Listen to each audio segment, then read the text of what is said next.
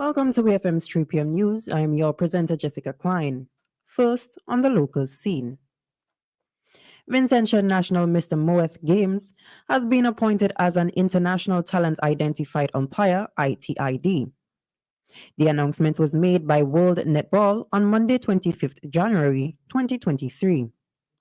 Mr. Games has been umpiring for over a decade within the region and has gone through the various stages of both written and practical assessment. With this appointment, Mr. Games is poised to umpire matches for team ranked 11 and below, as well as international youth events. The SVG Netball Association in a release said, after the America's Netball World Cup qualifiers, where Mr. Games was assessed, we are proud that our recommendation and that of our assessors were accepted. The next level for Mr. Games is to attain the status of International Umpires Award. This will see him being selected to umpire matches for teams ranked 1 to 10 and also umpiring major international events. St. Vincent and the Grenadines has been elected presidency of the Community of Latin America and Caribbean States, CELAC, for 2023, according to Foreign Affairs Minister Kiesel Peters on the 24th of January, 2023.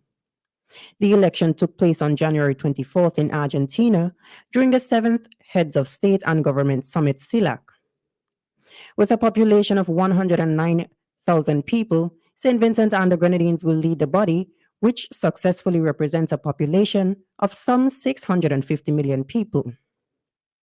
In reference to the Agency for Public Information, API, Prime Minister Dr. Ralph Gonsalves attended the summit with a delegation that included Foreign Affairs and Foreign Trade Minister Kiesel Peters, SVG's former ambassador to Venezuela, Andres Wickham, St. Vincent and the Grenadines ambassador to Venezuela, Gareth Bino, and the Prime Minister's Security, Kendall Horn. Still on the local scene, the wife of the now deceased Frankie Mitchell Gooding of Bequia, Sarah Gooding, is offering $10,000 as a reward for any information leading to the arrest of those she refers to as animals of her husband's killer or killers. On Tuesday night in a Facebook post, she said, "Please note the reward is in US currency. I need justice for my husband. Please share and help us bring the animals that murdered my kid's father to justice." Members of the Royal St. Vincent and the Grenadines Police Force have opened an investigation into Mitchell's death. A police release said that investigations showed that the deceased and a friend were getting into a car on January 21st, 2023, around 7:30 p.m., when an attacker came up and shot the deceased. He was taken to the Port Elizabeth Hospital for medical attention, where he succumbed to his injuries. Authorities are seeking the assistance of the public to identify the assailant in the video that is being circulated on social media of the shooting.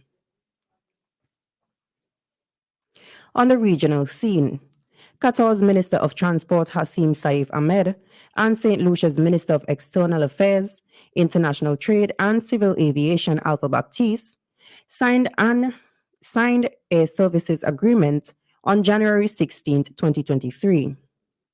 The agreement was made in efforts to connect Qatar with more air services agreements that open airspaces for the national carrier to fly to more destinations around the world.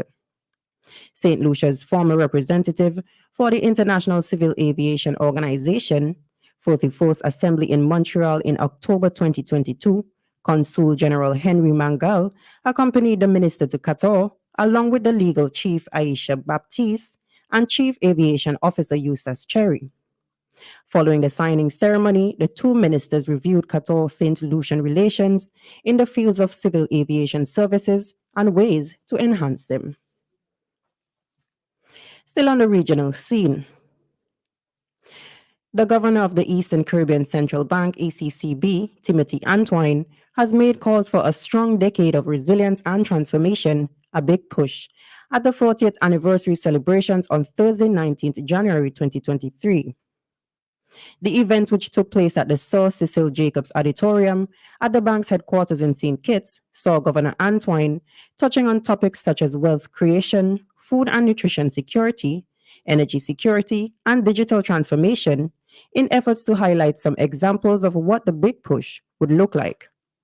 In wealth creation, he said, over the next decade, we must strive to have at least 1 in 5 persons invested both regional and international capital markets. In food and nutrition security, our regions import about 80% of all the food we consume. Meantime, almost 8 in 10 deaths are from non communicable diseases, NCDs. As a critical first step, let us meet the CARICOM target to reduce our food import bill by 25% by 2025. When it comes to energy security, he said, about 90% of our energy needs powered by fossil fuels, which means only about 10% are powered by renewable. As a consequence, we pay some of the highest electricity rates in the world and are vulnerable to volatile oil market. Let us resolve to change that with at least a tripling of renewable over the next decade.